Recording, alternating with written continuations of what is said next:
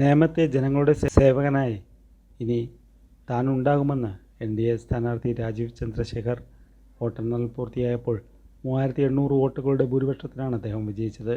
എല്ലാ പ്രശ്നങ്ങളിലും ജനങ്ങൾക്കൊപ്പം താനുണ്ടാകുമെന്ന് ഉറപ്പ് നൽകുന്നതായും നേമത്തെയും ചാത്തന്നൂരിലെയും ജനങ്ങൾക്ക് മറുപടിയാണ് നൽകിയതെന്നും അദ്ദേഹം പറഞ്ഞു. ശബരിമലയിലെ സ്വർണ്ണക്കൊള്ളയും അഴിമതിയും 10 കൊല്ലത്തെ ഇടതുഭരണവും ജനങ്ങളെ മടുപ്പിച്ചു കഴിഞ്ഞു എന്നതിൻ്റെ തെളിവാണ് ഈ വിജയമെന്നും അദ്ദേഹം കൂട്ടിച്ചേർത്തു. BJP സംസ്ഥാന അധ്യക്ഷൻ കൂടിയായ രാജീവ് ചന്ദ്രശേഖർ വോട്ടെണ്ണലിൻ്റെ തുടക്കം മുതൽ തന്നെ വ്യക്തമായ ആധിപത്യം പുലർത്തിയിരുന്നു. കേരള നിയമസഭാ തെരഞ്ഞെടുപ്പിൽ രാഷ്ട്രീയം കേരളം ഉറ്റുനോക്കിയ മണ്ഡലമായിരുന്നു നേമം. സിറ്റിംഗ് MLAയും മന്ത്രിയുമായ V ശിവൻകുട്ടിയെയും UDFൻ്റെ KS ശബരിനാഥനെയും പരാജയപ്പെടുത്തിയാണ് രാജീവ് ചന്ദ്രശേഖർ നിയമസഭയിലേക്ക് എത്തുന്നത്.